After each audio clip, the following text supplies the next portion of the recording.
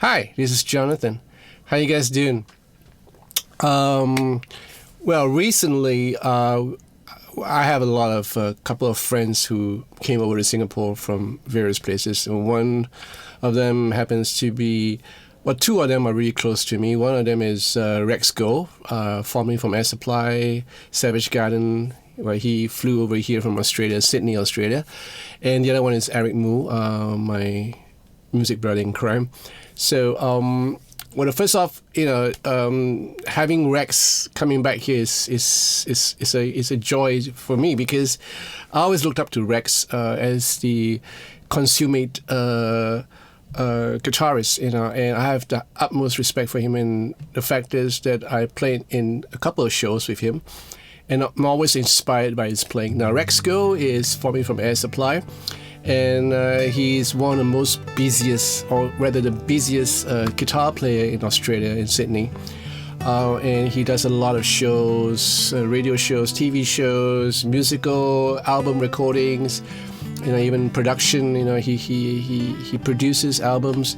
So he's basically from Singapore. He was born in Singapore in 1951 and became a naturalized Australian somewhere in 1970. I don't know, 75, 79, somewhere around that. And it's always a joy to work with him, because the way he plays, for me, the way he plays is something to behold. And if you have the privilege to actually watch him live, especially you Australians out there, you will know what I'm talking about.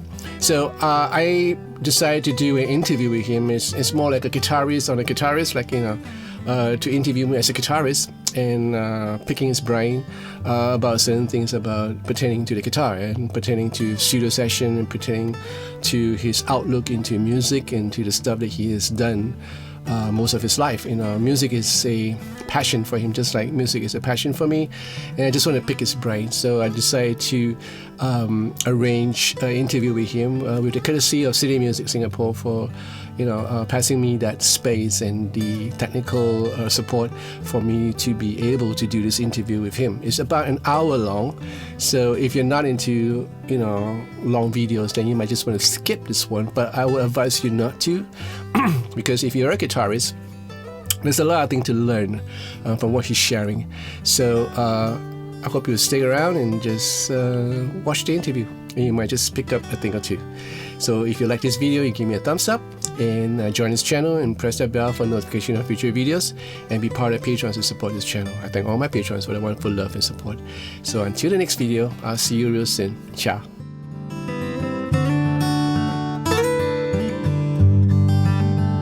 So hi guys, this is Rex Goh, a good friend of mine. So in case you all do not know who he is, he used to be in the super group called Air Supply. You see all this bunch of Caucasians, the 6-footers, and then you can see this tiny Asian guy right in the middle there. That's him, right? So all our love, the one that you love. Yeah, the one you love. Every woman in the world. What's that? Every woman in the world, right? So this is Rex Goh, and he played in countless sessions in Australia as well as in Asia. Groups does sessions for Savage Garden and so many. Okay, so I'm going to put a whole detail of what he has done in the description link below, so you just check it out. So this is Rex. Hi Rex. Welcome. Hello to John, how are you? Yeah, so I first met Rex back in the year 2000. We did a concert with a Taiwanese singer called Phil Chan, which was music directed by our dear brother Goh Tee Haut. Yeah. So that was the first time I worked with you, and I think I told you back then that I had a really hard time being on stage with you. Because I've been a fan of his playing ever since I first heard the first Air Supply album, and I just love the guitar parts there in it. That you and David Moyes. Yeah. And when I was playing on stage with you in Taipei, I think it was in Taipei. It was in Taipei, in Hong Kong, right? We did a show in Hong Kong. think so. Yeah. It was really hard for me to concentrate on the parts that I'm playing, because I just love the lines that you play, and every time you go on a solo or ad-lib, I'm going like, I shouldn't be playing, I should be listening to you. So that's the sort of player that Rex is, and he influenced me a whole lot. and both of us share like similar tastes in music somewhat. Yeah. So you're born in 1951, if I'm mistaken. Yeah. Right, and you are originally a Singaporean. Yes. So, by the way, we are taping this in Singapore. So this is City Music. Right. I want to thank City Music, for letting us this place. City Music. Yeah. So, you were born in Singapore in 1951. So what happened? Like you went to Australia for? I left Singapore end of 1972. Wow, I was 12 years old. Right. 1972.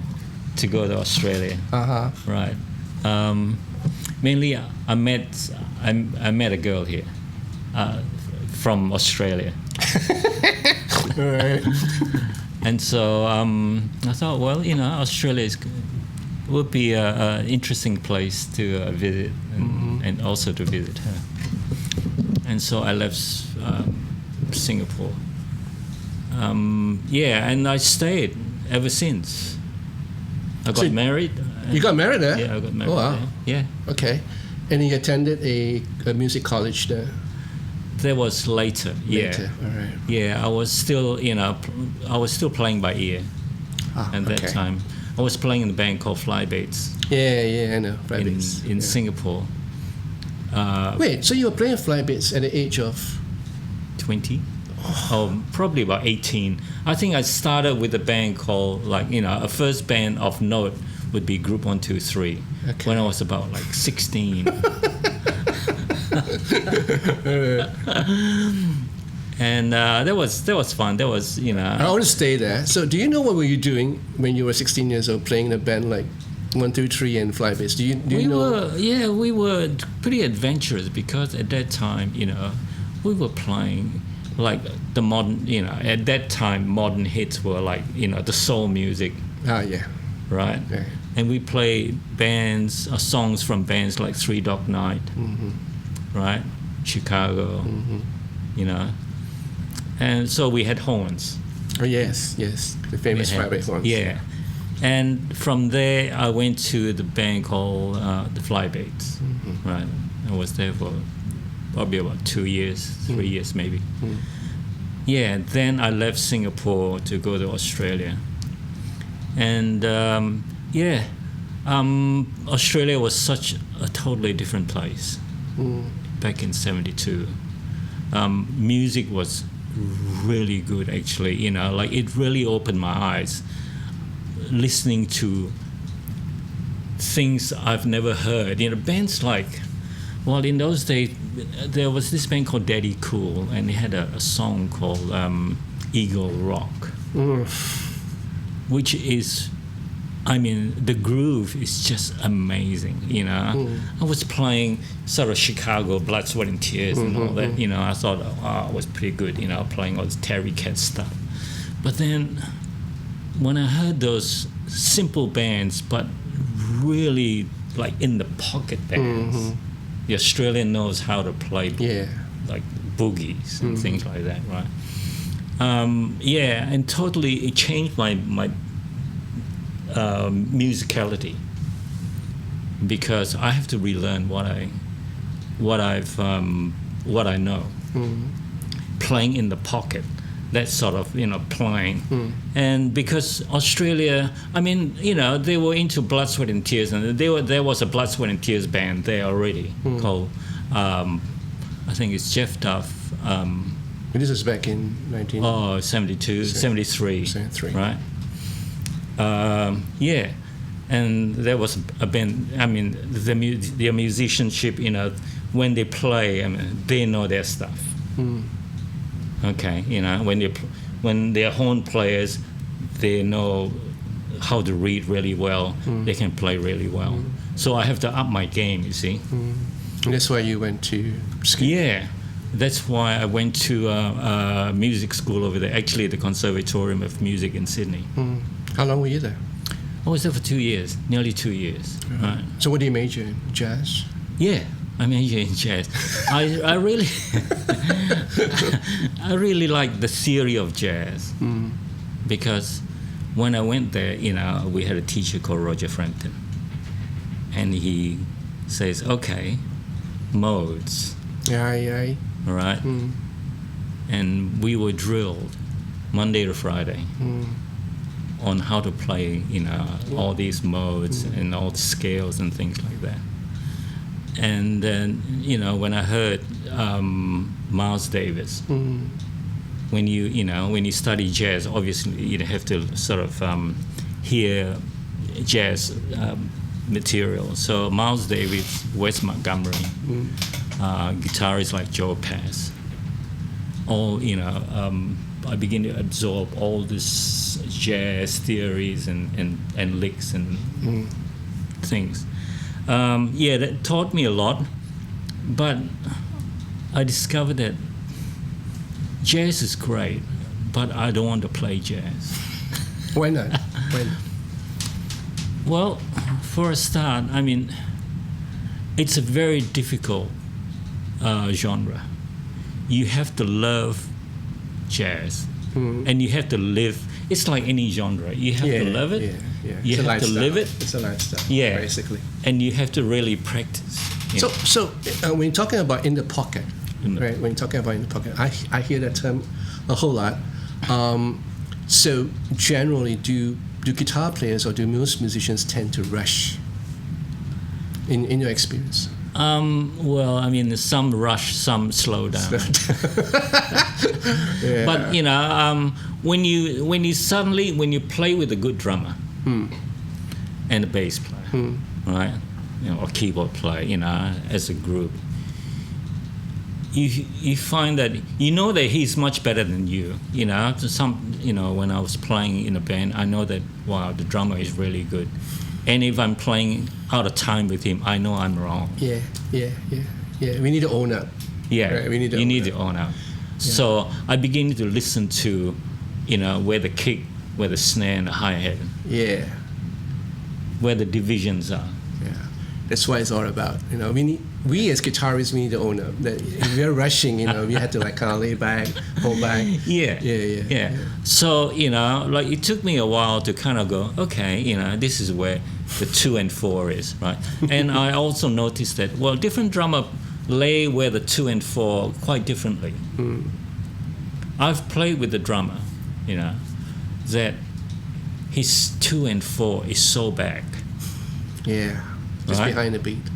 Very behind the beat, that it took me about few rehearsals to nail where he's coming from. Right? So depends on the player. When you really got to work as a team, bass player, drummer, and the guitar. So when I'm playing the 2 and the 4 with the drummer, I know that I have to sort of play with him. If he's back, I've got to be back a bit. Right. If he's like right on, I play with drummer, right, they are like metronomic.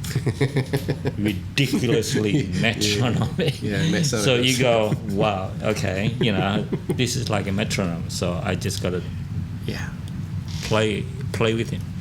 So the importance of monitoring is, in terms of today, back in the days, we didn't have in-ear monitors. No. We were listening to ourselves. There's not even a floor monitor to work with, right? So we can't help it. We have to listen to everyone. Yeah. And I think that's the beautiful part of it. Yeah. That's what made us gel as a band when we listen to one another play. But these days, because of the in-ear monitoring and stuff like that, we tend to hear things more clearly. What do you think? You tend to be, I find that with in-ear monitoring, you tend to be in your own world. Yeah, isolated. You're very isolated, right? And, you just pray that you've got a good mixer. Because when I work over there nowadays, every musician that uses in-ear has got a 16-channel Avion. Yeah, Avion, right. Right? So, I like to mix like what I'm hearing, a balanced mix. Probably my guitar will be, pan to one side. If there's 2 guitar players, I'll pan mine to one side and the other guitar players to the other side. And so I can hear everything, so I can play together with the band. Contextually, yeah, that's right. Yeah. Cool. Thank you for sharing that, Rex. A lot of us need to know that because as players, sometimes we don't tend to listen to the rest of the band. Yeah. We tend to be, it's me, it's all about me. Look at, my effects, my that's reverb, right. Yeah. So we tend to forget about the rest of the band. So let's just move on. So after school, let's just dwell on the fact that you were a Singaporean. Yeah. And you are no more a Singaporean. You're a true-blood Australian right now. I'm naturalized Right. as an Australian. So what happened? Well, very briefly, you have to go through the nitty-gritty. I was living as a permanent resident over there, and then I joined Air Supply. How did it come about? This Air Supply? I went for an audition. All right. Yeah. Okay. I went for an audition. I heard that Air Supply needed a guitar player, so I said, well, no harm. Mm-hmm. And I got through the right people, and I managed to get an audition. I'm talking about this is 1977, way before they were famous, All right. way before they were big. Yeah. There was no Lost in Love and anything like that. They had a hit called Love and Other Bruises in Australia. And so I went for the audition, but before I went, I make sure that I bought the album. I learned the songs. Learn the solos. I learned a lot, most of the songs from the album. And I remember the keyboard player, who auditioned me, said, "Can you play this solo? I have my amp there, my guitar there." And he said, "Do you know this song, from the album?" I said, "Yeah, I know this song. Can you play it?" So we play it. "What about this song?"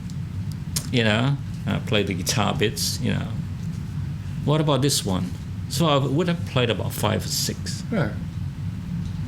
And then he said, "Hang on a minute, we're going to have a meeting."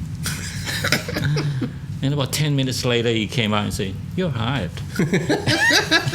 You're in the band." Right. So That was it. That was it. Yeah. And then you started doing shows or recording sessions in No. Australia? We just, doing a tour with them. All right. Inland, in Australia itself. In Australia. Australia. And then you got a call to go for a world tour. Right after And the then, album. this is actually, it's funny because when I first started with Air Supply, I was still playing by ear. Oh, all right. Right? And then we got a gig supporting Rod Stewart, opening for Rod Stewart in America, 77. We had I think 35 concerts. Wow. Right?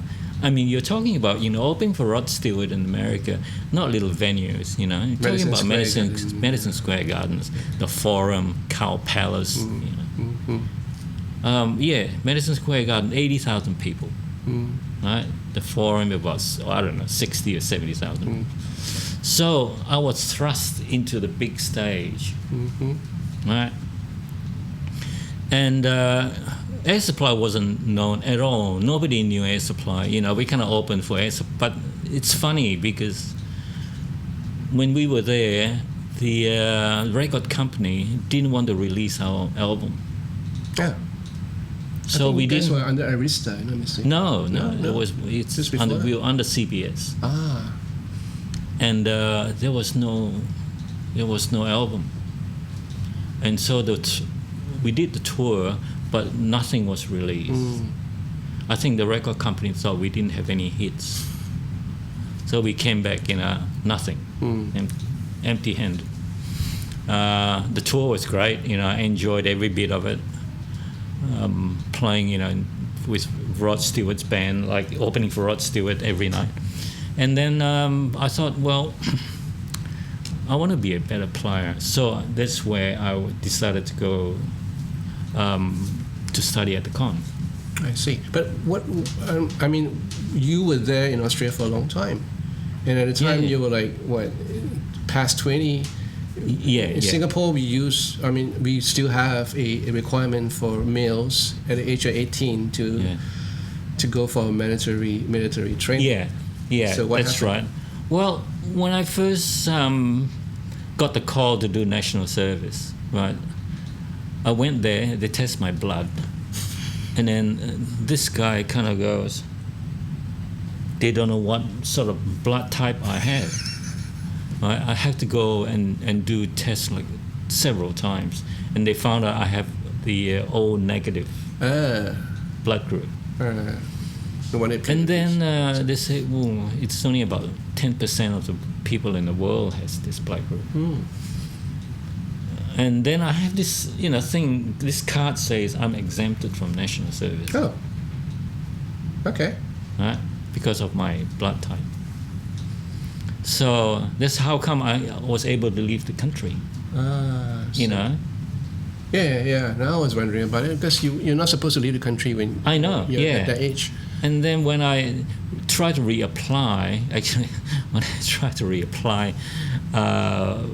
to renew my passport over there, this was just before that big tour. The Madison Square Garden, yeah.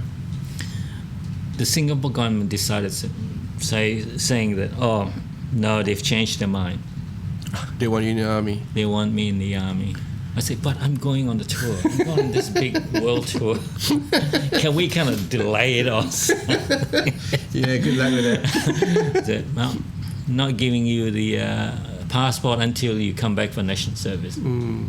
So out of desperation, I approached the Australian government and say, this is the story, I'm just about to go on a So what went through your mind during that whole process, like, approaching the Australian government? I was desperate.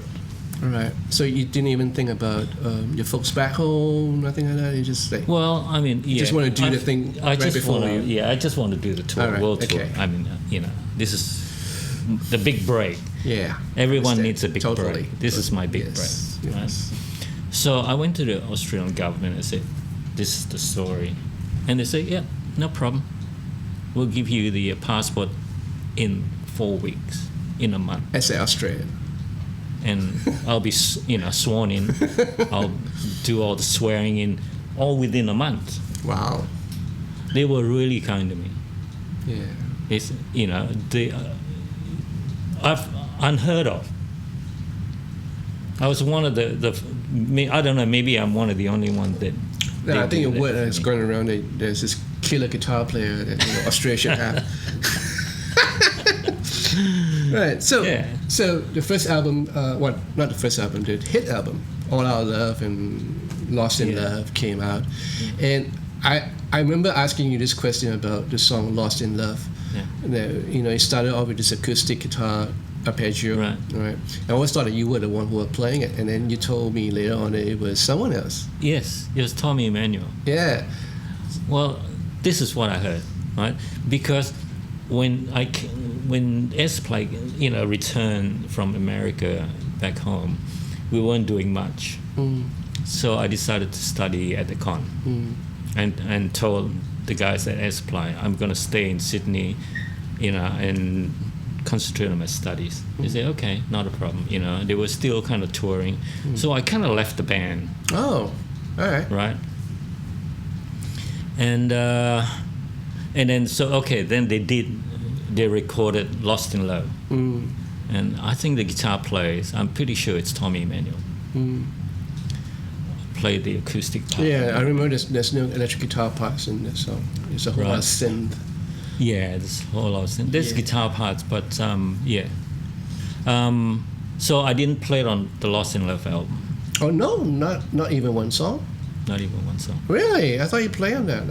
Not Lost in Love. Sweet Dreams. Sweet Dreams is the second album? Oh, that's the second album. So you were very okay. So, and then and Air Supply kind of changed management and also changed record company in the meantime. And Arista picked it up, picked Lost in Love up. All right. And released Lost in Love in America, and then it became a hit. It became a hit. World hit.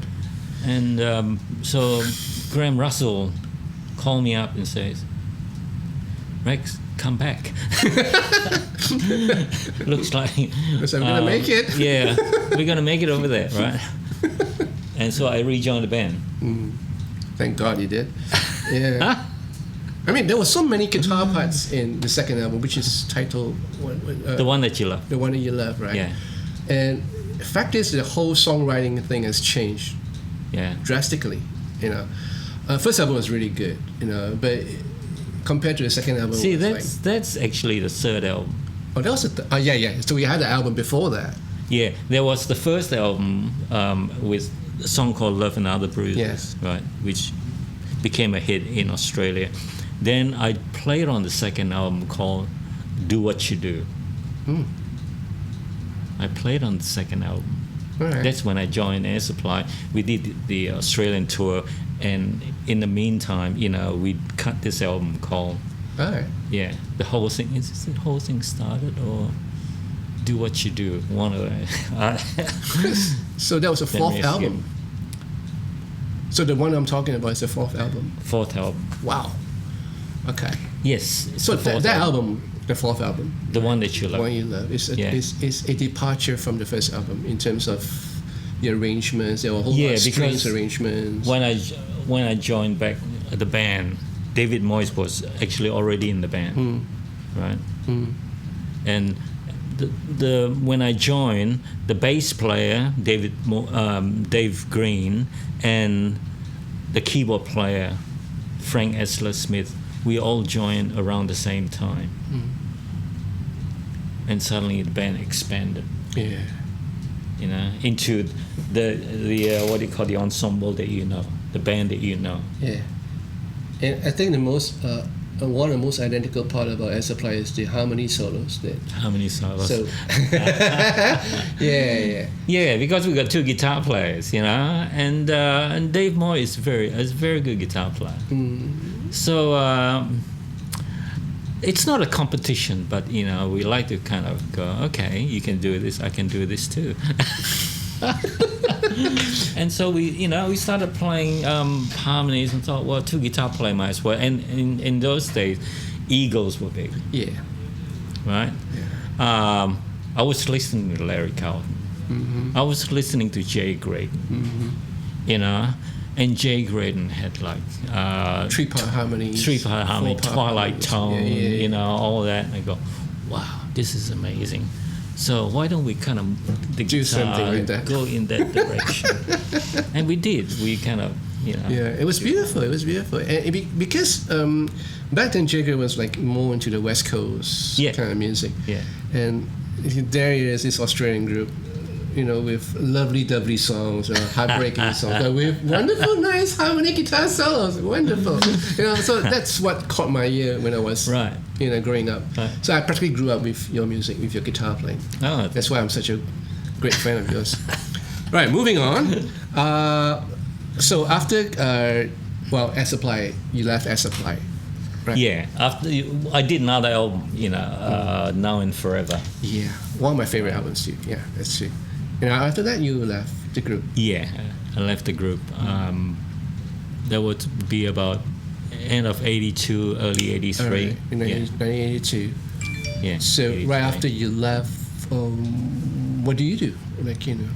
Well, I was in Australia, and since, you know, I joined Air Supply, a lot of people heard about me. Producers heard about me. So I get to do a lot of sessions. I became a session player, you know. I started getting called to do albums, other people's albums and things like that. And also to replace guitar parts. I'm Goh's guitar player for bands.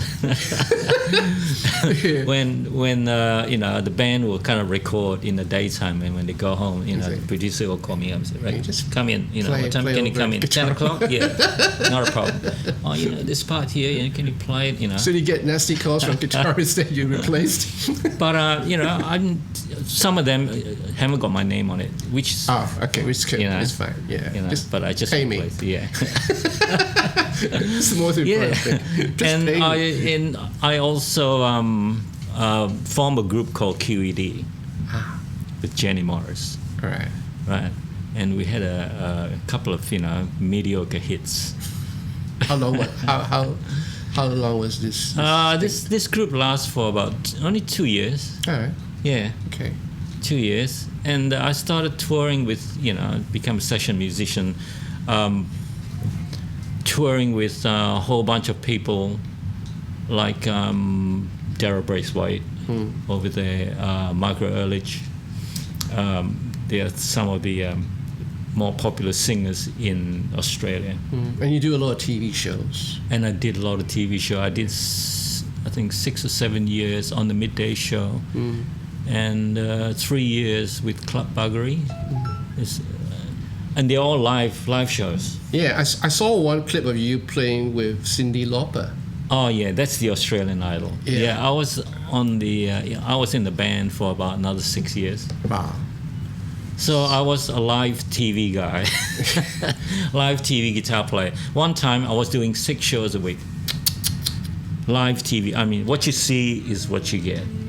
No pre-tape. All right. So can I safely say that you are probably the most busiest guitarist in all Australia? I can't say that I'm the busiest. I think you're one of the most busiest. Maybe, I would be, I was busy. Yeah. I was busy. Yeah, I was running from studio to studio, doing the midday show in the daytime. After the show, living bang, the dream. Studio. Yeah, living the dream. In the studio, making records, for either commercials, whatever. Yeah. And I think that's probably one of the best time period that any guitarist could ever hope for. I consider myself, lucky. Right? Yeah. I was at the right place at the right time. Yeah. Nah, you have talent. That's what you have. You have charisma. You have talent. You're a wonderful person. and I guess what I'm trying to ask you is like compared to today, being a session guitar player, right, of your caliber. You were able to find a whole lot of work back in the 80s, as far down as to maybe the late 2000. Yeah. Yeah? Oh, yeah. And then things started to taper off a little bit, right? Because of the MP3s and stuff like that. Yeah. And, So we all face the same thing. What do you think the future holds for guitar players that has a dream of being a session player? Well, I find that nowadays every producer is a guitar player. It's true. A lot of producers, I can't say every, but quite a lot of them. Yeah, a lot of producers are guitar players, and guitar solos and sort of that type of harmonies, like the Eagles, Air Supply. It's not popular anymore. Yeah, it's dying out. Music has changed, right? Maybe it might come back, years later. Like bell bottoms. Bell bottom might come back either. Yeah. I mean, lately I was really excited when I heard guys like Corey Wong. Yeah. Great player. He's not a fast sort of. Oh, he's fast, all right, with rhythm. Well, his rhythm, No, but he's not a solo. Yeah, it's not a solo. It's not a Joe Satriani or something like that, right? But his rhythm is so in the pocket. It's just ridiculous, Yeah. So there's a future. There is a future. There's always a future for guitar players. But Genre has kind of shifted a little bit. Yes, the genre has shifted. I mean, a lot of modern songs are 4 chords, going round and round. I mean, same 5. 4 chords. Maybe five. 5. All right. And the way you play, and also recording is different now. Yeah. A lot of people have got their own studio. Yeah. I find that it's a shame, really, because big studios, right? Good producers.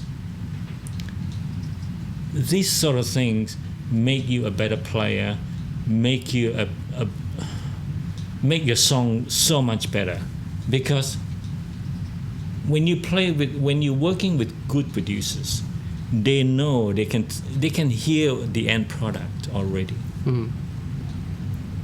right? And when you're doing it by yourself in your little studio, I find the standard of recording many songs. Not, I mean, of course, there are great songs coming out. Don't get me wrong, but some of the recordings on radio wasn't quite up to par, really. You're being very kind. So right now you have a situation where people don't go into a studio anymore to do a session. Yeah. Right. So do you? Well, I'm one of them. All right. So you get called to go into a producer's house or to a home studio to do your parts? Producer's house, or I do it in my house. I've got a little studio. Yeah. Do you miss going to the studio? I do. I do miss the rapport. The rapport, between musicians, producers, just, or maybe just hang. Yeah. Really. Yeah, I miss that too. I miss that terribly. Yeah, I used to do my productions in Taiwan, which you've been there. That's right. Yeah. You've been to the big studio, the Platinum Studio, right? Yeah. So there's this big area where all the producers will hang out, the backup singers will be there. And then we'll be hanging out there drinking coffee, and the producer will pop out. One producer will pop out from the studio and say, "Yeah, I need a guitar player." So those were the culture that we had back then, and I miss that so much. I do too. Yeah, I mean, work is work. I mean, we still do the same amount of work at home, I think, at a more relaxed Actually pace. harder, because you got to be your own engineer. Yeah. Right? That's right. Right? And you got to know how to mic a cabin, and also be your own producer.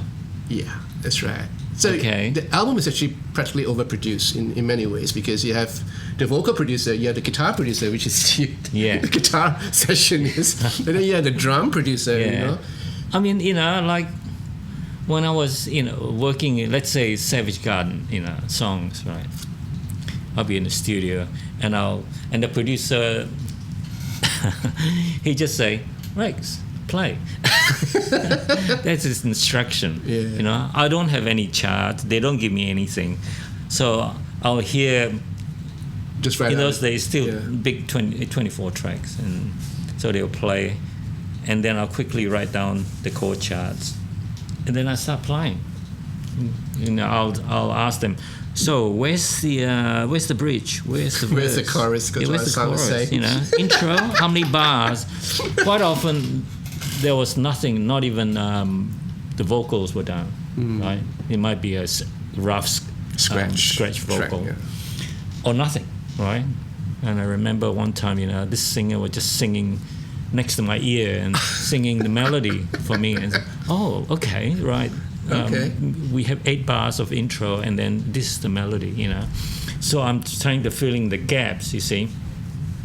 Because if I want to do a lick, I want to play my lick in between and not his vocal lines, right?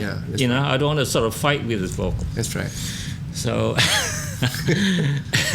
then I'll play a few things, and then the producer will go, I like the verse, but maybe change a little bit in the chorus.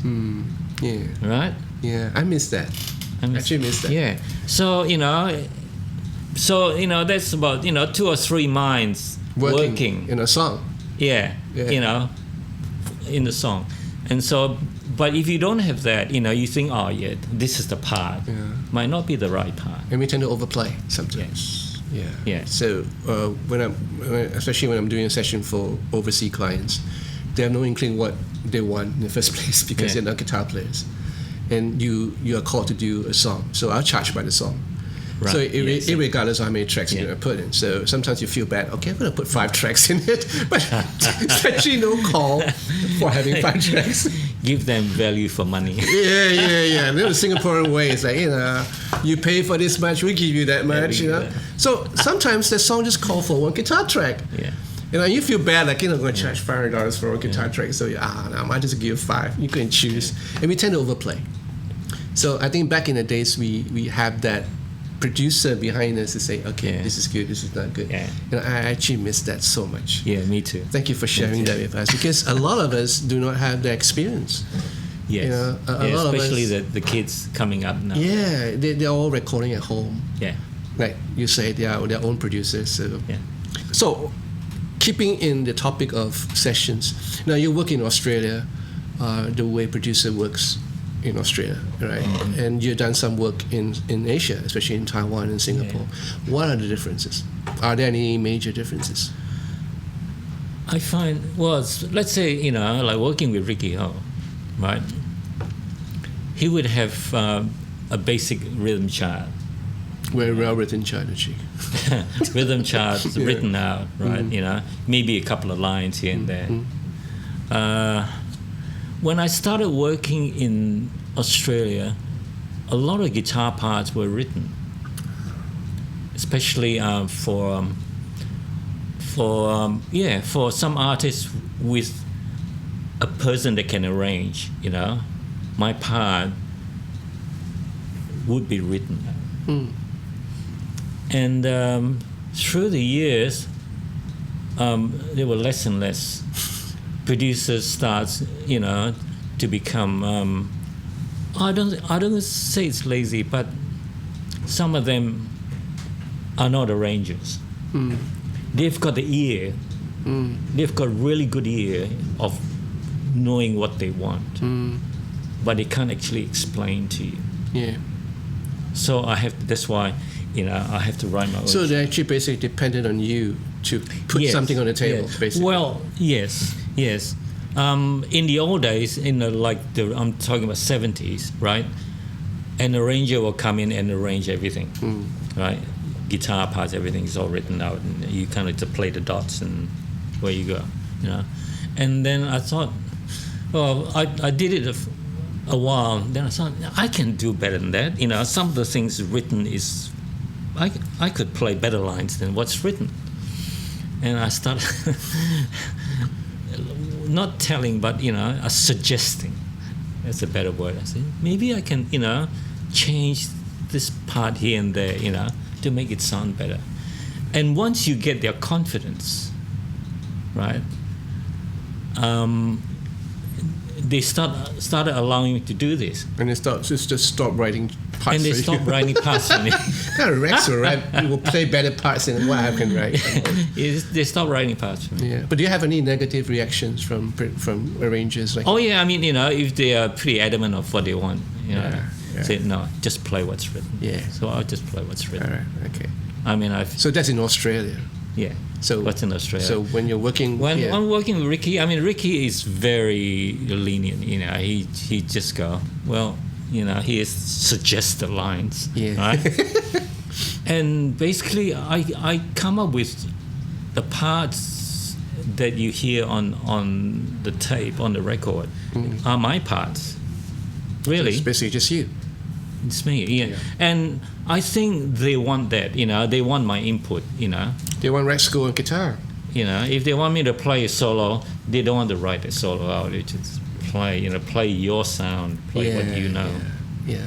I think back then that was the general approach to guitar sessions from a lot of producers, because a lot of them do not write, and they are dependent on the guitar player, right? To bring some life into the piece of music. To bring your bit. That's why I got the call in Australia, because I can come up with things that the producers. I remember we went to a studio in Taipei, and then the producer was there, and it was my arrangement. So I said, "No, Rex, you do all the guitar parts." And you go, "No, John, you should play." I said, "No, you play." Remember? And we were using the amp farm. Oh, what? Yeah, the amp farm. And he has a Mac there. So he was using the amp. He forgot about that. Yeah, I don't remember. Totally forgot about that. There was no pretty chicks there, so you probably forget everything. No lovely ladies there. But yeah, I remember that, because I just love watching you play. And basically, I was a producer there, and I was a arranger, but I never write any parts. I don't even know how to write any parts. So just play, just do what you do. Yeah, so that's what we are all about, actually, because... Well, yeah. The producers that know me or, have trust in me will go, Max, just play. Just do your stuff. This is an empty canvas. Right? Do what you do. Just paint over it. Yeah.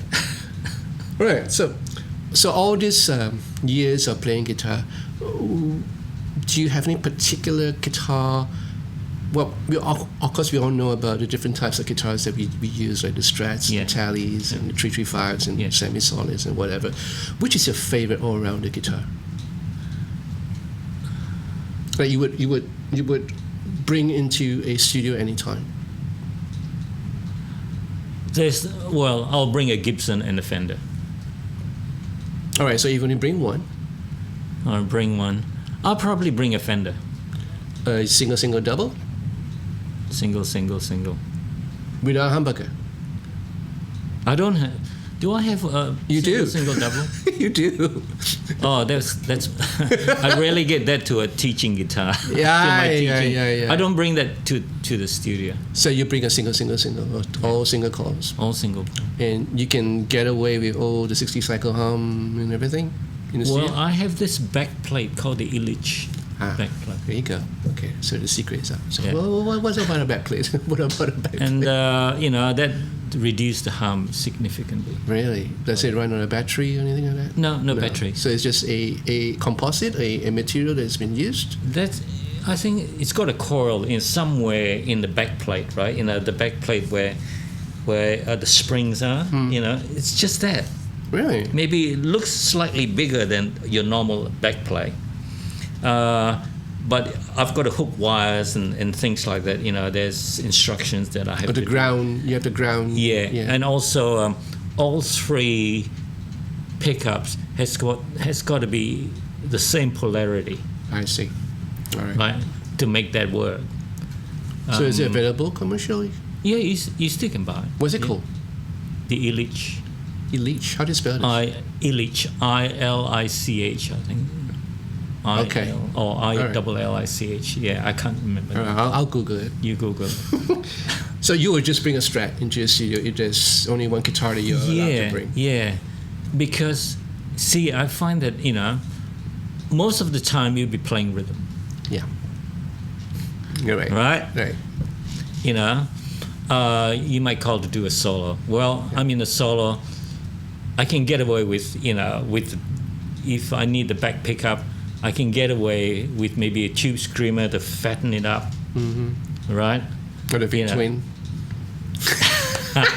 Oh, the boogie. We'll talk about that later. Yeah. So I can get away with that. Okay, but rhythm, I need the single coil. Okay. I find that humbuckers are a little bit too muddy. So how about the so-called trend these days where they split coil the humbuckers? Have you tried any of those? Yes, I have a 335 that I can split coil. How do you find it? It's a 70s 335. They only made it for a few years. How do you find it? Does it work for rhythm? I've tried it, but It's different. I still go back. Yeah, it's different. It's different. I find that when splitting a humbucking pickup, the sound is actually weaker than and the volume drops. Yeah, than a straight single coil. Yeah, right. So I prefer to just use a Stratocaster. In fact, I tell you what, I use more telly. This is my secret. I use more tellies in the studio than my Strat. Like Jimmy Page. Yeah. Jimmy Page uses a whole lot of tallies. I use, a lot of the songs for Savage Garden. Well, I can tell. Yeah, Savage Garden. There's a whole There lot. was all tellies. Yeah, I can hear the tallies in Savage Garden, but I hear a lot of maybe Les Pauls in the Air Supply albums. The Air Supply albums, yeah, that's because I only had one guitar. In those days, right? My black Les Paul, my 69 Les Paul Custom. Yeah, so tally is another thing altogether because you also play in a whole lot of genres, Rex. You play country, from I guess a little bit of bluegrass. Well, I can't really say I play country. Well, you dabble. You get away with it. So I dabble. Yeah, I've heard you play on a tally before in New Rock. Yeah. Yeah. So yeah, because How about tally for rhythm? Telly, yeah, that's it. I play telly on a lot of records for rhythm Instead of a Strat. So why not a tally instead of a Strat? Yeah, it's funny. When Live, yeah, I suppose it's the whammy bar maybe. Although I don't use whammy bar that much. Yeah, you I know. noticed. I don't know. It's funny. Like I'm more comfortable with a telly in the studio than a Stratocaster, but live, I'm more comfortable With a Stratocaster. Stratocaster. Yeah, that's amazing. It's I don't know. My brain works in nah. strange You got way. O negative blood, so you can't blame yourself. That's interesting. Yeah, I have never been a telly player. Yeah. Never been a telly until right. I met Cine Music. GNLs. Right. And Right. I first got my Blues Boy. Oh, okay. And then later on, I had other tellies, Yeah. and I absolutely love them these days. But yeah, I still do them. Right, I still use them for some sessions in there, but not as much. I think as you. Yeah. Yeah. Strat is still my main Right. guitar. Yeah, I'll always bring a tally. How about the other guitars that there is like in the market these days, like the PRSs, the Sir, and all that? PRS, I played PRS maybe for solos. I use PRS for solos. Just try it for solos, but not as a rhythm guitar. So they're predominantly for solos. Yeah. How about Sirs? Which one? The Sir guitars. I've never owned one. I never played. I never played on one. Right? Yeah. So they're more expensive version of the Fender Yeah, kind of. Stratocaster. Okay, let's not go there. Right. So you're gonna kill me. I'd love to own a Sir guitar. Yeah. Yeah. Maybe one day. One day. One day I'll get one. Yeah. Maybe Sir will send you one. There you go. Right. So about acoustic guitars, which are your favorites? I own two Gibson, Hummingbird and a J45. I find that Gibson sits really well in a track. It's got that mid. Yeah. Right? Yes, the low It's got mids. that mid, and it's not boomy. It's it hasn't got much. Yes, to say not much bottom end, not much top end. It's just like mids. For strumming, it's really nice. Have you ever And recorded? if I want to play like just acoustic guitar, I'll use I've got my Maiden, my Tommy Emmanuel Maiden, which I love. Yeah.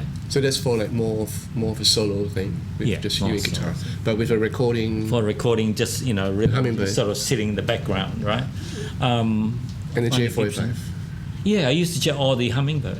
Yeah. Yeah, So J45 pokes out a little bit more. the high ends. See, my Hummingbird, that's a weird guitar because it's a custom shop guitar. But the back and sides, it's maple. Yeah. You think that the Hummingbird Yeah. will be a Mahogany or right? rosewood or something like that. But this Hummingbird I have, it's maple. So it's got a different spectrum. It sounds different, sweeter. It doesn't poke out that much. So how about have you recorded with a Martin? I've never recorded with a Martin. Love to though. Yeah, there you go. Well, Martin in Australia, not in Singapore. Take note. Yeah, but you haven't recorded on a Martin before. I've never recorded on a Martin. I would love to record on a Gibson Yeah. Hummingbird and try it. Yeah, because I always love the look of it, but Right. Didn't I know. own a Santa Cruz. Aye. Oh, So yeah. you're one of those. A Santa Cruz. Okay. And that's a loud guitar, and that's a yeah. beautiful guitar. Yeah, expensive though. Expensive. Yeah. I got it at the right price. But I do record with that Oh, a bit. about this, tell me about a Yamaha guitar that Yamaha gave to you, made for you. Oh, Ibanez. Ibanez, Yeah. sorry. Well, when I was with Air Supply, this 80, 81, the Ibanez company approached us and wanted to sponsor us. So we said, yeah, why not? So next thing, you know, a month later, we got all these Ibanez guitars, like they call it the lawsuit model. You know, I've got Les Pauls. Yeah, right. Yeah. Roadstars like Strats and all that, you know. Yeah. But probably you see me a lot more like with the Roadstar, That's right. you know, the Stratocasters. And then they say, okay, we'd like to make you a guitar. What would you like? I thought about it, and that time, you know, I was into Larry Carlton. So I say, I want a 335, but smaller body. Yeah. Because I'm a smaller guy. 335 looks a bit big on me. Yeah. Can you do that? They say, oh yeah, I think, you know, we can do something. So, and then about 4 months later. So that's the guitar that is on the album cover. Was that the guitar that you're holding on? I think the second or the third album. Probably. Right? Yeah. I remember, like, And was it beige in color? Light blonde. color. Blonde, yeah, that's right. Blonde. Yeah, so that's Smaller body. Yeah, so they made, you know, with my name on it and everything. Wow, and sound beautiful. Oh, Did it went out commercially? Did it retail it? they made a line of like the small body, 335. I think they call it the AS50 or something like that. Yes. But with dots. Yeah. Mine with rosewood neck, with a rosewood fingerboard. But mine, I think it's black ebony, right? And it's all really sort of, you know, inlaid, beautiful. Yeah. Well, okay, one final question for you, Mr. Goh. Amp simulations. Now, I know that you play a whole lot of amps. I've been to your house. I've seen all the amps, the wonderful amps, the vintage amps that you have, and the ground floor as well as upstairs in the studio. And I always wonder where you have the strength to lug around a twin reverb everywhere you go. So probably the O plus negative, the O negative blood in you. You have superpowers. So these amps that you've been playing all your career, now you're gonna have, or you probably met or probably encountered some of the amp simulations that are in like some of the amps, like the Black Stars or. I'll tell you a secret. All right. The guitar sounds, the electric guitar sound you heard in the Savage Garden album. I use software, an amp simulator, right? The reason why I use the amp sim because I was recording in a house, right, in the producer's house, and I go there in between when his kids were at school. he knocked a wall. I had a studio. It's just in the bedroom, right? And I think the tape was kind of outside in the hallway. So he knocked a hole in the wall about this big so that he can feed his multi-cable. And so his desk is in the bedroom, with the monitors, but the tape recorder was outside in the wall. And he said, I don't think we can kind of play too loud here, They'll kill me, the neighbors will kill me. The neighbor will kill me. And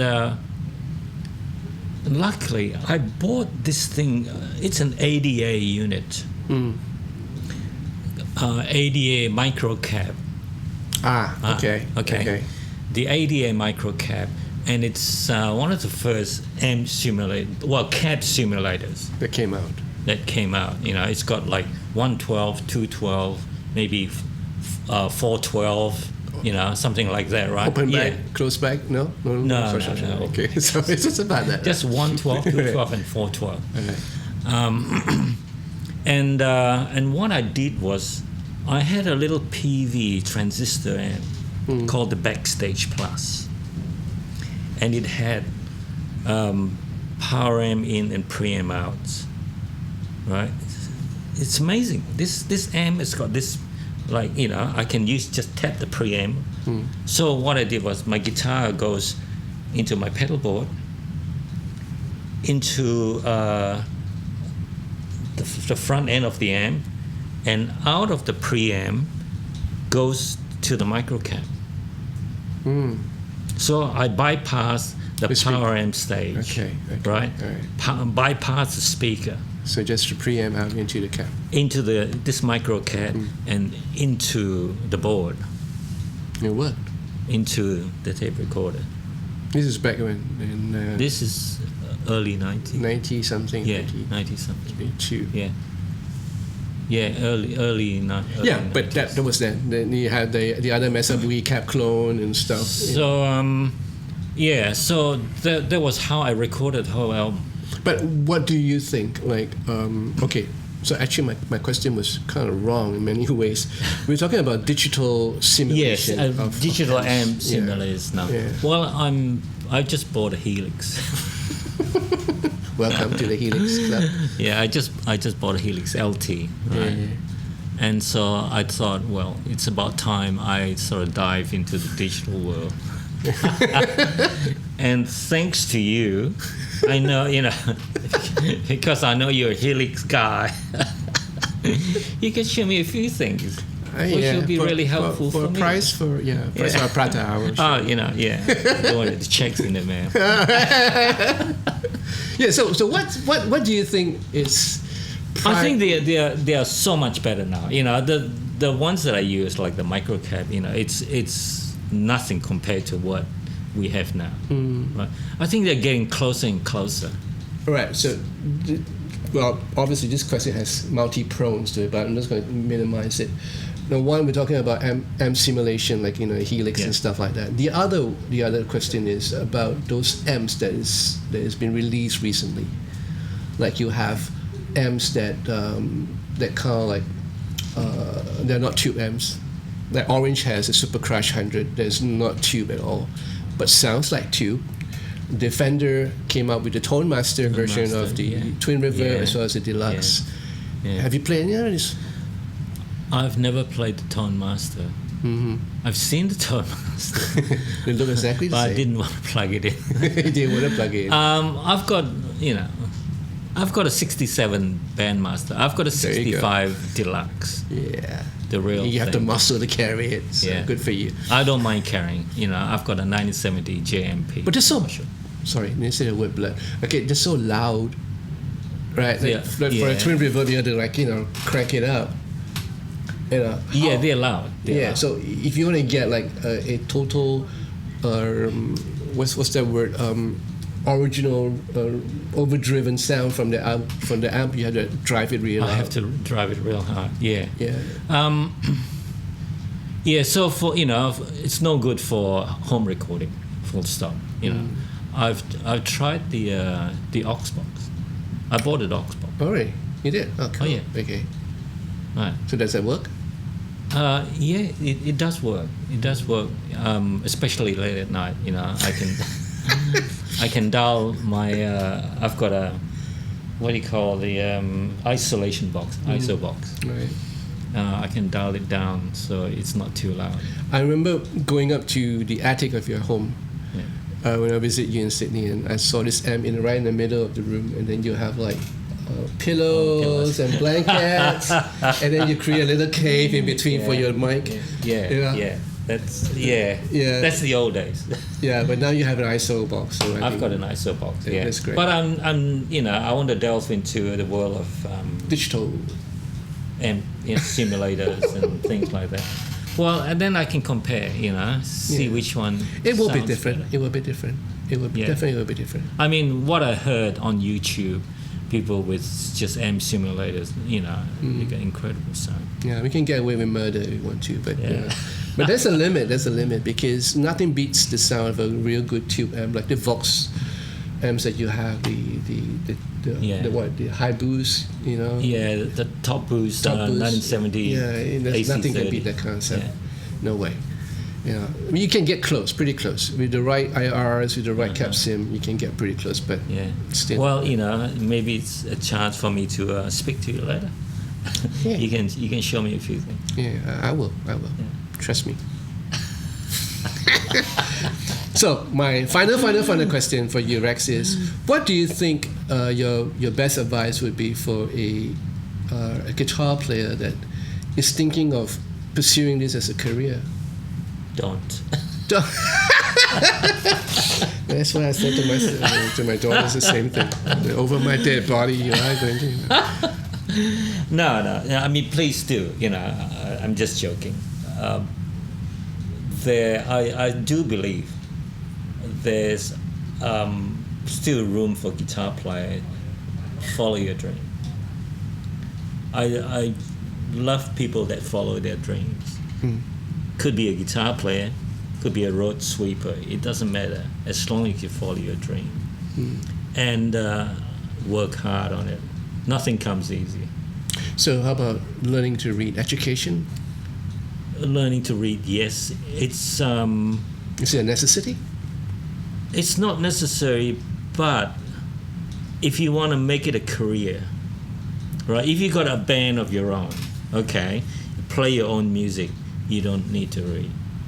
But if you want to be a session player, if you want to be a, let's say, play music on TV, on films, quite often you must learn they how will to put read. music in front of you. You must know how to read. Right. I learned how to read well. I mean, I could read before I joined the midday show. I mean, the midday show, the secretary of the music director comes down about 5 minutes before we rehearse with a pile of music, and she hands it out. You go, Rex, here's your songs for today's rehearsal. There could be 2, there could be 3 songs. And that was 5 minutes before it counted. That's the first time I actually look at the chart.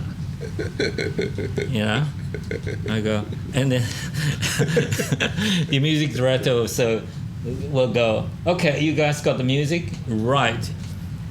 Tempo, you look at the tempo and go, 1, 2, 3, 4, bang, and we go, right? First, we got three rehearsals, that's it.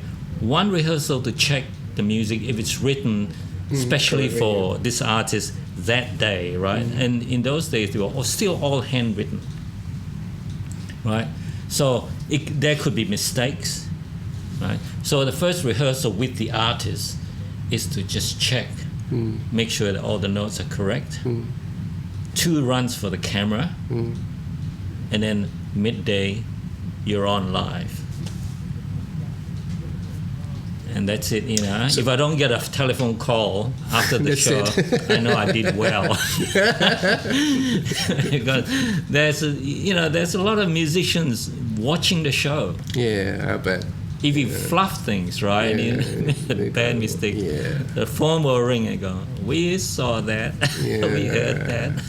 But other than reading, what do you think you could advise the young players? Like listening to a whole lot of music? Oh, yeah, right? Definitely, listening to a whole lot of music, and because nowadays there's so many genres now. How about copying a favorite, like how I copy you when I was younger? I reckon, it's... Is it a good thing? It's a great thing. It's a great thing. Any, in the old days, right, when you read about, let's say, Eric Clapton's interview and things like that, he learns from some of the blues greats, copy everything. Learn, just keep practicing. That's how I find you gotta get a whole bunch of licks, right? A vocabulary. That's right. That's why you gotta get a whole bunch of, and then from there, develop your own language. And then you can kind of go, okay, I'll play this beat, this part here, I'll play the other, lick maybe in another place, and then it becomes your own thing. And I play in a different way. I trill a bit instead of sliding to a note, I'll bend up to that note. So it makes it yours, right? So, it becomes your own thing. I mean, if you listen to like Stevie Ray Vaughan, he plays the blues, he plays the pentatonic scale, He plays it but the way he plays it, his touch and everything makes him Stevie Ray Vaughan. Exactly. And the way you play, it makes you Rex Goh. I don't know about me. We don't know about you.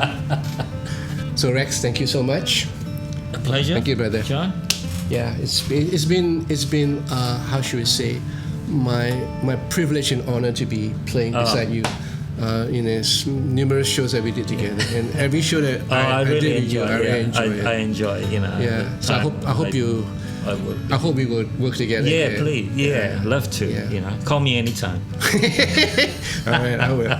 All right, so Rex Goh, guys. So if you like this video, just give me a like and join this channel if you want to, and press that bell for notification of future videos, and be part of the Patreon to support this channel. We appreciate it. And if you want to check out Rex Discography, I will put a link down in the description so you can check out all the works that he has done in countless albums that he has sessioned in. All right, take care, and I'll see you soon. Bye bye. See you later.